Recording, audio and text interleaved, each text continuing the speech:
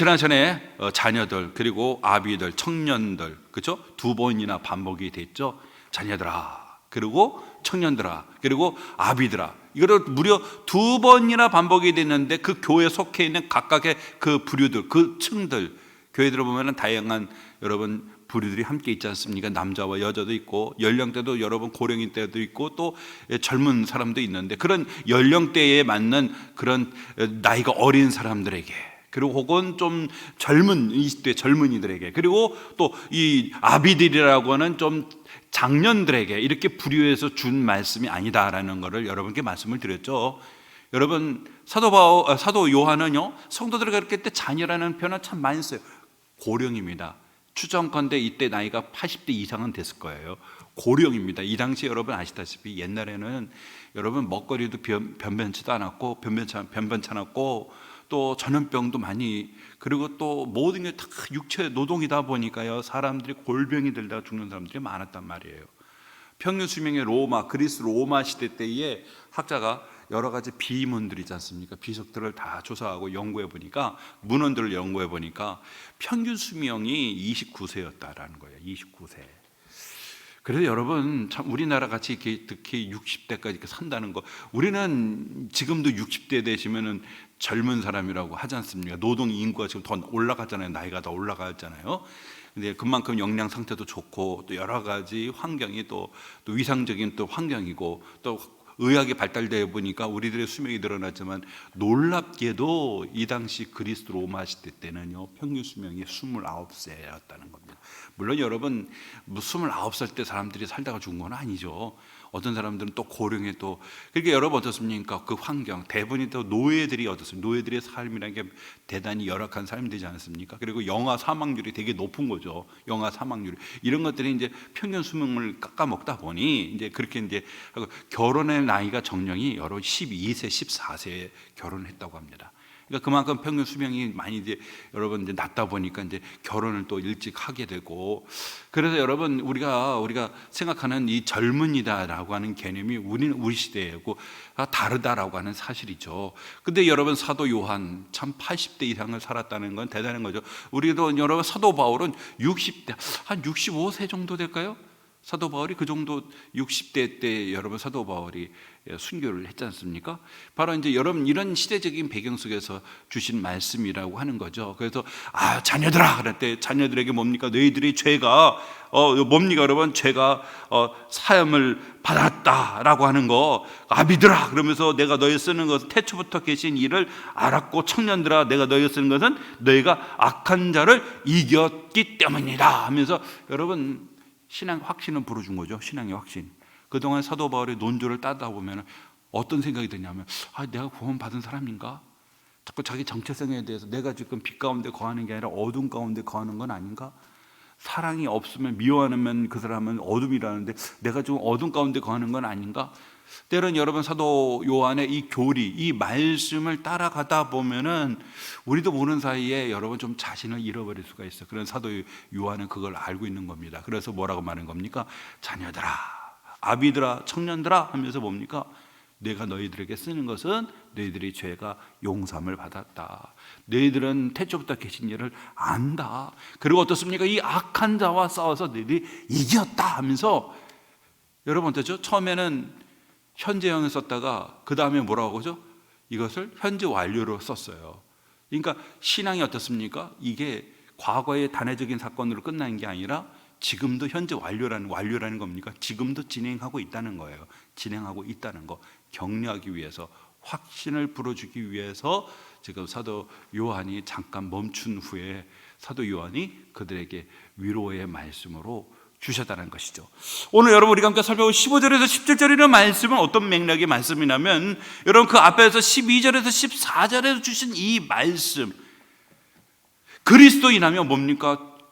예수 이름으로 죄사함을 받았고 태초부터 계신 일을 알았고, 그리고 어떤 하나님의 말씀으로 여러분 이겼다라고 했죠.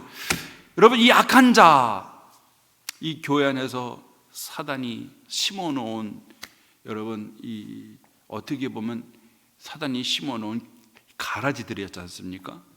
근데 그들과 함께 하나님의 말씀에서 밀리지 않았잖아요. 그대로 보면 어떠세요? 14절에 보면 하나님의 말씀이 너희 안에 거하시며 너희가 흉악한 자를 이겼다 그랬어요. 하나님의 말씀으로 거짓된 가르침을 가르치는 자들 논리에 따르지 아니하고 그들 하나님의 말씀으로 반박하고, 그래 어떻습니까? 신앙의 정체성을 지키고 교회를 지킨 자들을 말하겠죠. 그런 여러분 그리스도인이 어떻게 살아야만 하는가? 이런 그리스도인은 죄사함을 받았고 하나님과 영적으로 긴밀한 관계로 하나님과 깊은 인격적인 관계를 맺었고 하나님의 말씀으로 어떻습니까? 이 악한 자와 싸워서 이겼어요. 그렇다면 이런 그리스도인이 이 세상 속에서 어떻게 살아야만 하는가? 그걸 여러분 얘기하는 것이 15절에서 17절에 있는 말씀이라는 사실이죠.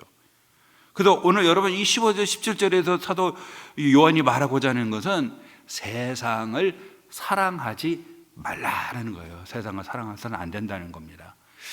여러분 여기서 말하는 세상이 어떤 세상일까요? 여기서 말하는 세상은 우리가 알고 있는 여러분 이 코스모스라고 하는 이 우주의 세상을 말하는 것이 아니죠. 여기서 말하는 세상은 하나님을 떠나서 세상적인 가치관을 가지고 살아가는 사람들, 그게 바로 여기서 본문이 말하는 세상입니다. 그러니까 하나님의 통치를 받지 아니하고 자율적인 인생이 돼서 자신들의 가치관을 따라서 하나님의 가치관과 대적하고 자신만의 가치관을 따라서 살아가는 세상, 이게 바로 오늘 본문이 말하는 세상이에요. 그러면 여기서 사랑이라는 말이 뭘까요? 사랑이라는 것은 거기에 몰입을 하고 헌신하고 가까이 하고 충성을 다하는 사랑. 오늘 본문의 사랑이 이겁니다. 그러니까 하나님을 떠난 세상, 하나님의 통치와 하나님의 뜻을 받지 아니하는 하나님을 떠난 이 세상의 그런 자율적인 사고방식과 그런 여러분 이 가치관, 하나님을 떠난 이 가치관을 같이 함께 몰입을 해서 헌신하고 가까이하고 몰입하고 충성을 다하는 사람. 여러분 그 사람은 어떻게죠? 그 사람은 하나님의 사랑이 그의 심령에 없다는 겁니다. 없다는 거예요. 하나님의 사랑이 그 사람의 영혼에 자리매김하지를 못한다라고 하는 사실이에요. 그럼 여기서 여러분 그 사랑이 뭡니까? 여러분 15절에 이 세상에 있는 것들을 먼저 사랑해서는 안 된다라고 말하고 있어요. 왜요? 누구든지 세상을 사랑하면은 그 사람의 심령에 뭐가 없다는 겁니까? 아버지의 사랑이 그 안에 있지 않다는 겁니다. 세상, 내 마음의 밭을 세상에 헌신하고 바치면은요, 어떠냐? 내 마음에 하나님의 사랑이 자리를 하지 못하고 내 속이 속빈 강정처럼 텅 비어가지고 내 마음 속에 하나님이 거주하지를 못한다는 겁니다. 내 마음 속에. 그래서 우리는 하나님 앞에 요구할 게 많죠. 이것 달라 저것 달라. 또 때는 기도 응답이 안 되면은 짜증내기도 하고 원망하기도 하고 불평하기도 하고.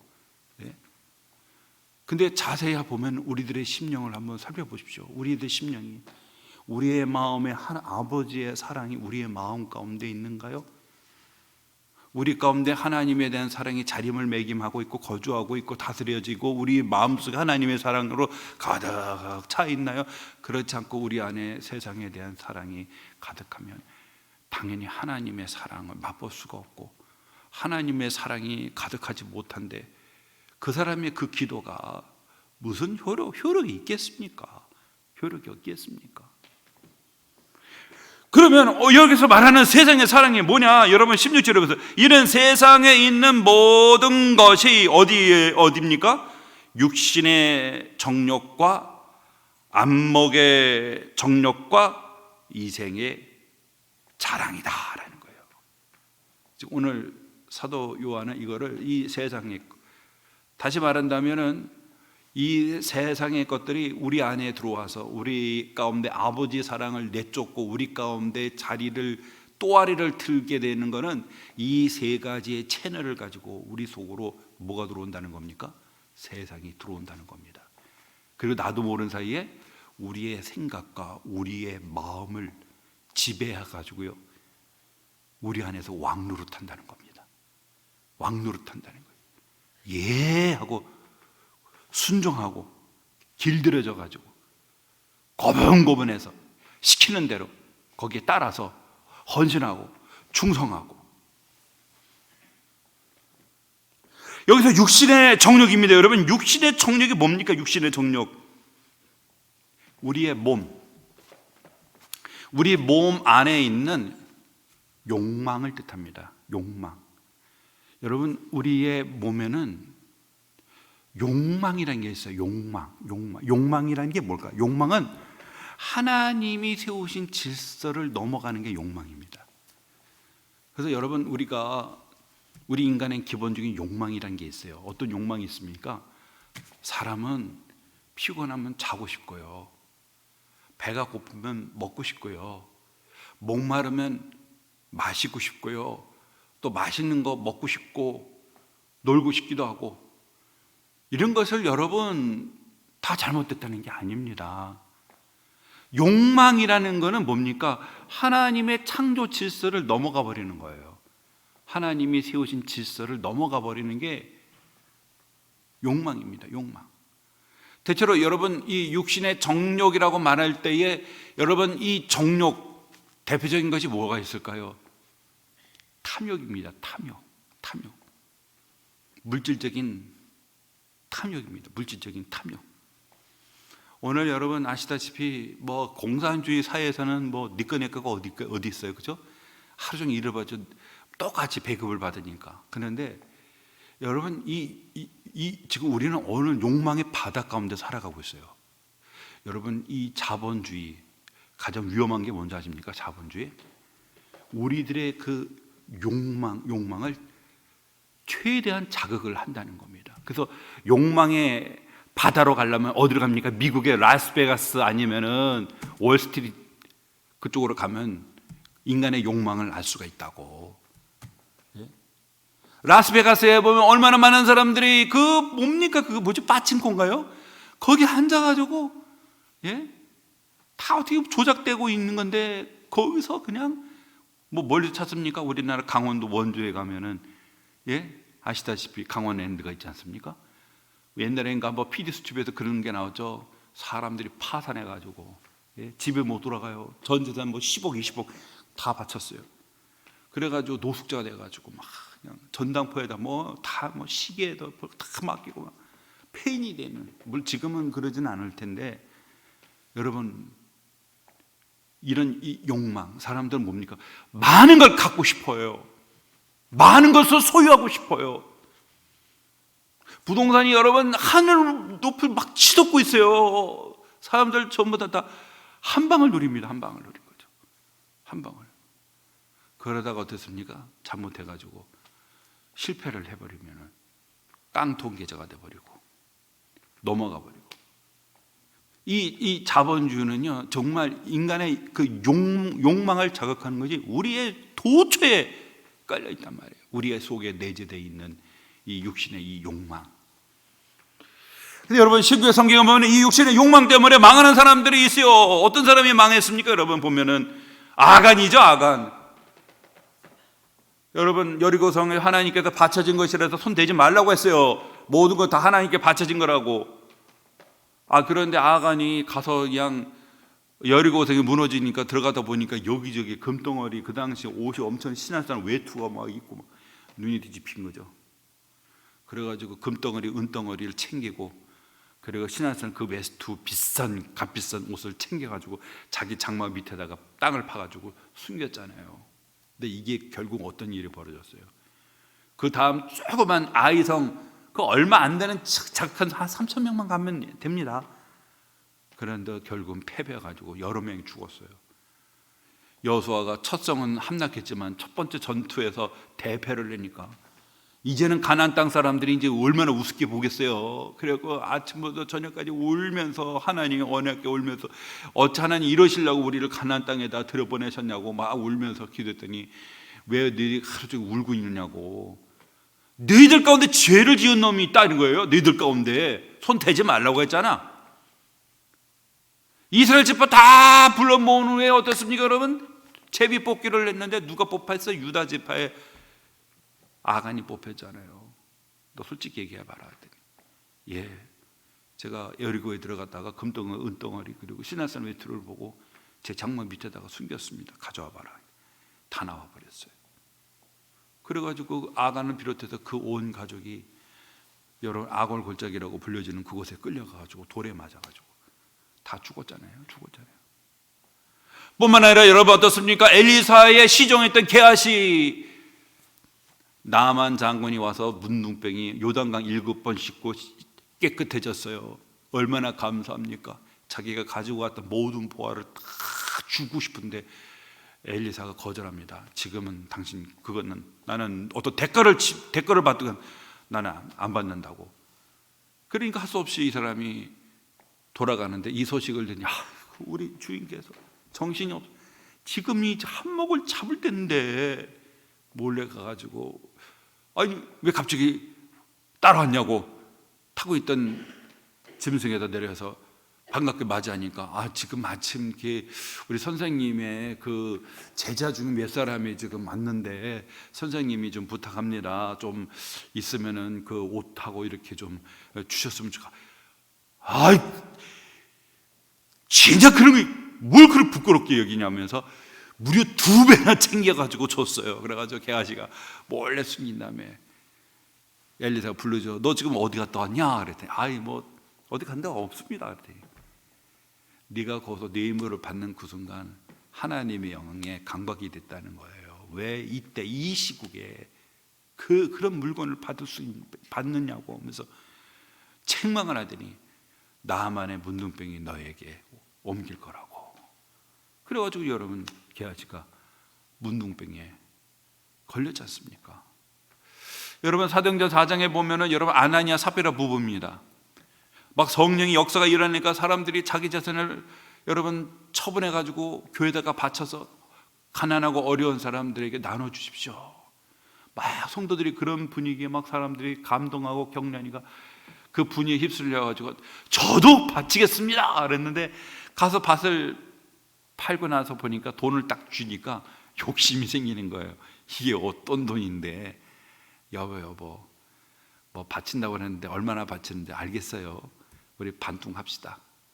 그래가지고 반은 쪼개가지고 숙이고 반만 남편이 바쳤어요. 그랬더니 그때 베드로가 왜 그렇게 너의 마음에 불의가 가득하냐? 땅을 팔기 전에도 네 것이었고 판 후에도 네 땅이 아니냐? 왜 그걸 하나님을 속이려고 하는가? 여러분 아나니아 삽비라가 징벌을 받은 건 속인 거예요. 속인 거. 예? 왜 그 속이냐 말이에요. 그거요. 뭐랍니까? 그럴 게 없다 하면은 뭐하러 팔았냐 이거죠. 그리고 또 팔았다 그러면은 하나님께 드리든가 아니면 그런 약속 하지를 말든가. 그 거짓말한 거잖아요. 그 아나니아 삽비라 두 내외가냐. 그 자리에서 아나니아 먼저 죽고 그 다음에 아내가 오니까 아내한테 물어보니까 아내도 둘이 입을 맞췄어요. 이게 전부인데요? 그러니까 너도 마찬가지다. 가서 아나니아를 장례 치렀던 사람들이 와가지고 보니까 또 그 부인도 죽었네요. 또 부인도 해가지고 또 장례를 치르고. 여러분 우리는 자본주의에 살고 있습니다. 그렇다 보니 이 자본주의 사회에 우리도 모르는 사이에 우리의 내면의 욕망을 여러분 자극한다는 사실이죠. 그래서 이것 때문에 여러분 얼마나 많은 사람들이 발목 잡히고 얼마나 많은 사람들이 피눈물 흘리고 얼마나 많은 사람들이 너무나도 괴로워서 자살하고 그런 일들이 비일비재하게 일어나냐 이거죠. 다 탐욕입니다. 탐욕. 우리 안에 있는 그 욕망. 두 번째로 보니까 안목의 정욕입니다. 안목의 정욕이라는 것은 눈을 통해서 눈으로 보는 것을 통해서 우리 안에 있는 이런 정욕을 우리의 탐욕을 채우는 거죠. 오늘날 여러분 이 시대는 스크린의 시대라고 말하잖아요. 얼마나 볼거리가 얼마나 많은지 몰라요. 그죠? 영화관도 그렇고요. 넷플릭스도 그렇고요. 더군다나 우리는 인터넷 통해서 또 여러분 얼마나 많은 것들을 봅니까? 근데 그 중에 하나가 여러분, 저는 이 쇼핑 그 채널이라고 봐요. 쇼핑. 그죠? 쇼핑 중독 빠진 분들 많잖아요. 그래서 그걸 보면은 여러분 막 먹는 거 시작해서 우리들의 생필품, 옷, 또 여러 가지를 인터넷 싹 보여주면서 여러분 이제 다 나갔다고, 그러면서 2번밖에 없다, 기회가 2번밖에 없다고, 1+1입니다. 이렇게 싼 건 없습니다. 이 좋은 물건을 이렇게 싸게 하다니요. 그들의 그 화술에 넘어가 가지고 수치를 콱 눌러요. 집에는 이미 다 있는데도 불구하고. 그러니까 막 쇼핑백이 집에, 남편이 집에 이제 일하고 들어오니까 온 집안에 쇼핑백 여기저기 막 방 안에 널려 있고 막, 예? 중독에 빠진 거죠. 중독에. 안목의 정욕입니다. 이 시대 이 자본주의가 우리를 얼마나 휩쓸리는지 봅니다. 눈으로 보는 것, 우리가 보는 것으로 인해서 우리가 우리의 마음의 정욕을 채우는 얼마나 많은 영화나 드라마가 여러분 우리를 사로잡고 있느냐는 거죠. 눈으로 보는 것들을 통해 가지고. 여러분 우리 그 다윗도 그랬지 않습니까? 다윗도 궁궐에 있다가 저녁에 일어나 가지고 심심해 가지고 궁궐을 거닐다가 한 여인이 목욕하는 거를 궁궐 위에서 보다가 음욕을 품어 가지고 그 여인 데리고 오라 그래 가지고 충신 아내, 우리아의 아내를 범했잖아요. 아이를 임신하고 그걸 덮으려고 살생부를 기록해갖고 남편을 전장터에다 죽이고. 근데 다 하나님이 보고 계셨어요. 다 보고 계셨어요. 나단 선지자를 통해 죄를 책망하려고 해도 그 죄값을 얼마나 톡톡히 치렀습니까, 여러분? 여러분 눈으로 보는 것을 통해 우리 안에 있는 그 욕망이 자극이 될 수 있고, 그리고 또 그로 인해서 우리 영혼이 여러분 파괴될 수가 있다라고 하는 것을 오늘 본문이 우리에게 말해주는 게 아니겠습니까? 세 번째로 뭡니까? 이생의 자랑이에요. 이생이라는 것은 이 땅의 삶, 현재 우리들의 삶, 여기서의 자랑입니다. 자랑. 삶을 자랑하는 거예요. 삶을 자랑하는 겁니다. 여러분 삶에 대한 자랑이 많죠. 내가 가진 것도 자랑하고 내 머릿속에 든 지식도 자랑하는 거고, 학벌을 자랑하고 내 신분을 자랑하고 내가 산 차를 자랑하고 내 살고 있는 집을 자랑하고 내가 갖고 있는 보석을 자랑하고 자랑하는 것. 그중에 여러분 학벌이 작벌, 내 지식, 내가 어느 학교를 나왔는데, 예? 내가 어느 학교 나왔는데 학벌을 자랑하고 사람들. 대표적 케이스가 여러분 고린도 교회 아닙니까? 고린도 교회에 여러분 분열이 생겼잖아요. 나는 게바파, 나는 아볼로파, 나는 바울파, 나는 그리스도 사파로 나눠져 가지고 싸웠는데 사도 바울이 딱 진단해 보니까 이 세상의 지혜, 이 지혜를 가지고, 이 지혜를 뭡니까? 그들이 어떤 수사적인 말, 표현, 이런 걸 가지고 사람을 서로 나누는 거죠. 나누면서 서로를 깎아내리고. 그러니까 여러분 이 교만한 거는 뭐냐면 자기를 자랑하면서 자기와 어떤 라이벌에 있는 사람들이나 그런 사이에 있으면은 좀이라도 자기에게 치고 오면은 그거를 그냥 비난하는 거예요. 비판하는 거예요. 우리가 잘할 수 있어요. 또 좋은 일이 있을 수 있어요. 그러면 그리스도인은 어떻습니까? 서로 칭찬해주고, 아이고 축하합니다. 아이고 그랬군요. 애들이 잘했군요. 칭찬해 줄 수 있죠. 그런데 여러분 어떻습니까? 그것이 과해가지고, 예? 시기 질투하고, 또 때로는 어떻습니까? 다른 사람들을 무시해버리고, 이런 거. 여러분 이게 이생의 자랑이 아니냐 이거죠. 이생의 자랑. 이게 다 어디서 온 겁니까? 이게 다 하나님께로 온 게 아니에요. 세상으로부터 온 겁니다. 세상에 온 거예요. 우리 누구나 저를 비롯 모두가요, 여기에서 자유로울 수는 없어요. 왜? 우리도 육신을 갖고 있고, 우리도 눈을 갖고 있고, 우리도 어떻습니까? 이 세상에 살아가는, 호흡하며 살아가는 사람입니다. 우리는 소위 말해서 자본주의라고 하는, 물질이 최고라고 하는 이런 분위기 속에서 우리가 살다 보니 우리도 모르는 사이에 스멀스멀 우리의 생각과 마음속에 파고들어서 우리의 뭡니까 여러분? 판단의 기준이 되고 가치관이 되어지고 뭔가 당연한 것처럼 그렇게 여러분 생각을 한단 말이죠. 그게 아니라는 겁니다. 오늘이 이거는 세상이지 하나님의 사랑이 아니라는 거예요. 오늘 이 말씀은요, 사실은 많은 학자들이 이 말씀을 창세기 3장에서 찾습니다.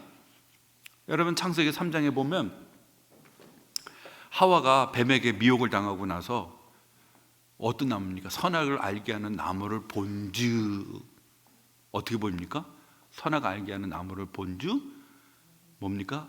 먹음직하기도 하고 보암직하기도 하고 지혜롭게 할 만큼 탐스러운 열매인지라.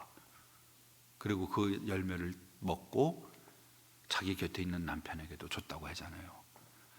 처음에 뭐라고요? 먹음직도 하고, 그 다음에 뭡니까? 보암직하기도 하고, 세 번째 뭡니까 여러분? 지혜롭게 할 만큼 탐스러운 열매인지라. 먹음직, 이런 거, 우리의 식욕, 우리의 탐욕을, 육신의 탐욕을 만족시키는, 보암직, 우리의 눈을 즐겁게 하고 우리의 눈을 만족시켜주는, 지혜롭게 할 만큼이라는 게, 하나님은 지혜의 근원이 되잖아요. 그 하나님의 그 지혜에 이룰 수 있다라고 하는 그런 생각, 지혜롭게 할 만큼 탐스러운지라. 그래서 그 욕망에 의해서, 정욕에 의해서 손을 대고 자기만 먹은 게 아니라 자기 옆에 있는 남편까지 주면서 두 사람이 그냥 하나님이 에덴에 세우신 하나님의 법을, 질서를 깨고 누구 말을 들었어요? 사단의 말을 들은 거잖아요. 하나님의 말씀을 들으면 뭡니까? 들으면 여러분 어떻습니까? 결단코 그런 일이 벌어지지 않는데,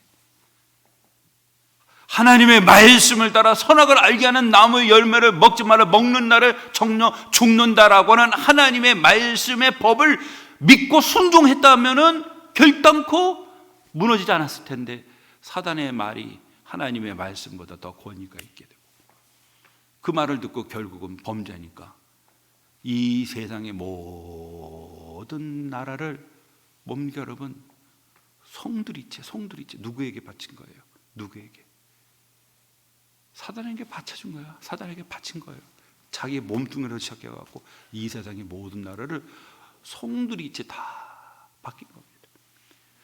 세계적인 신학자인 D.K. 그레고리 빌이라는 자가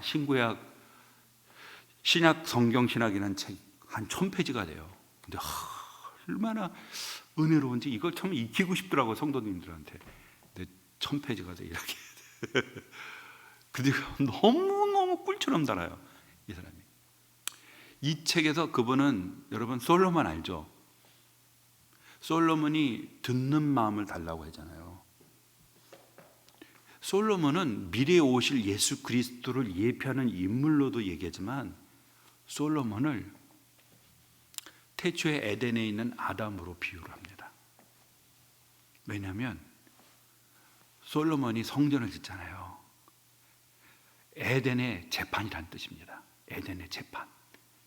그리고 성전을 지을 때에 에덴에 가장 많은 게 베델리온과 호마노라고 하는 보석을 그 강에서, 히델기 강에서 흐른다고 했잖아요. 성전 안에 제일 많이 들어간 게 뭐냐면 금입니다. 금. 그리고 그 성전 내부를 종로나무와 핀 꽃과 나무 형상이에요. 촛대도 살구나무 형상이고, 그 방 안에 모든 것들이 문짝, 지성소 성소로 들어가는 문짝도 감람나무, 잣나무도 뭐냐? 나무예요, 나무. 그 내부의 모든 장식들이 전부 다 나무와 핀 꽃, 이 형상으로 다 새겼어요. 촛대도 마찬가지고. 그런데 여러분, 듣는 마음을 뭐로 비유하냐면 선악과로 비유하는 거예요. 듣는 마음을. 왜요? 선악을 듣는, 분별하는 거기 때문에. 그래서 그 나무를 뭐냐면 재판의 나무다 이렇게 얘기합니다. 재판의 나무. 그러니까 이 동산에서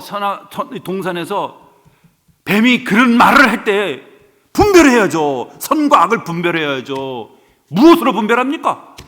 하나님의 말씀 진리로 분별해야죠. 그 진리의 말씀에 도전을 하게 되어지면 어떻습니까, 여러분? 바로 재판을 해서 동산에서 쫓아내야죠. 그래서 경작하고 지키라고 했잖아요. 경작하고 지키라고 하는 거잖아요. 그래서 실패를 한 거죠.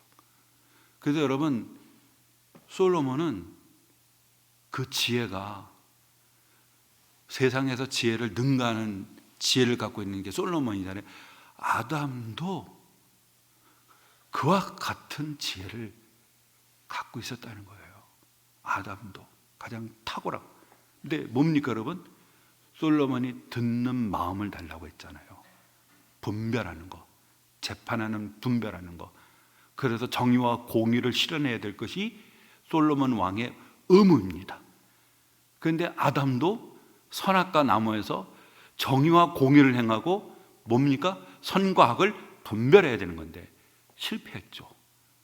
솔로몬은 처음에는 집권 초기에는 성공했어요. 근데 나중에는 하나님의 말씀을 안 들어요. 그 마음을 누가 움직였습니까? 이방 여자들이 움직였잖아요. 여자를 많이 두지 말라고 했는데, 그리고 그 마음을 돌이켜서 하나님의 말씀을 듣지 않았잖아요. 결국은 나라는 어떻습니까? 무너지기 시작했고 사후에 나라가 둘로 쪼개지게 되어졌다라고 하는 사실이겠죠. 여러분, 오늘 이 말씀, 바로 이 창세기 3장에 있는 말씀을 여러분 충분히 연상시키고 있는 겁니다. 아담과 하와가 왜 타락해요? 육신의 정욕과 안목의 정욕과 이생의 자랑. 하나님의 사랑이 충만했다면 결단코 그 범죄를 저지르지 않았을 텐데 그 마음을 이미 세상이라고 하는데 빼앗기고 말았어요. 그 속에 세상의 마음이 자리하는 그 순간 하나님의 말씀에 불순종하고 금단의 열매 손을 댄 것처럼 여러분 불순종하고 여러분 하나님을 떠나게 되어진다라고 하는 사실이죠. 그래서 여러분 오늘 이 말씀 속에서 무엇을 담고 있을까요? 지금 요한이 섬기는 이 교회 성도들 향한 권면의 말씀이기도 하지만 여러분 또 한편 어떻습니까? 이 교회를 떠난 사람들, 이 교회를 떠난 사람들이 왜 떠나느냐? 이 세상의 것을 사랑했기 때문에 그래요. 세상의 것을 사랑했기 때문에 결국 그들의 말에 그냥 솔깃해가지고 그들의 말을 듣고 떠나게 되어졌다는 사실이겠죠. 근데 여러분 아버지의 그 사랑이 세상의 것을 사랑하지 아니하면 아버지의 사랑이 우리 안에 거합니다. 아버지의 사랑이 거할 때 결단코 하나님을 떠나지는 않는다라고 하는 사실이겠죠. 그래서 여러분 말합니다. 17절에 이 세상도 그 정욕도 지나가되 오직 하나님의 뜻을 행하는 자는 영원히 거하느니라 했어요. 하나님의 뜻을 행하는 자, 아담이 에덴 동산에서 하나님의 말씀 그 뜻에 순종을 했다면 결단코 에덴에서 쫓겨나지는 않았을 겁니다. 에덴 동산에서 영원히 우리 하나님과 함께 거하는 그 은혜와 축복으로 하나님의 비전인 에덴을도 시작해서 온 세상이 생육, 번성, 땅에 충만하고 정복하고 다스리라고 했죠. 그러니까 하나님의 계획은 에덴 동산만이 아니었어요. 에덴 동산에서 시작해서 어떻게 해요? 여러분 그 경계를 넘어서 하나님이 창조하신 세상에 하나님의 형상과 모양으로 지음받은 우리 인생들이 온 세상에 가득 채워져서 충만해져서 이 세상을 우리 하나님이 6일 동안 창조하시면서 하나님의 통치를 보여줬잖아요. 하나님 형상과 모형을 지음받은 우리가 그 하나님의 통치권을 온 세상 가운데 우리가 발휘하는, 그게 바로 구약의 선지자들의 비전이잖아요. 물이 바다를 덮은 같이 하나님의 영광이 온 세상에 충만하게 된다. 하나님의 영광이 뭡니까? 우리가 하나님 형상과 모양으로 지음받은 존재 아닌가요? 그래서 여러분, 하나님 형상과 모양으로 지음받은 존재들이 온 세상에 충만하게 될 때에 하나님의 영광이 온 세상에 충만하게 되어지는 겁니다. 오늘 이 말씀을 우리가 가슴 깊이 새기면서 우리의 마음에 하나님의 사랑으로 충만케 하는 저와 여러분 되기를 주의 이름으로 축원합니다. 기도하겠습니다. 하나님 아버지, 감사합니다. 오늘 하나님의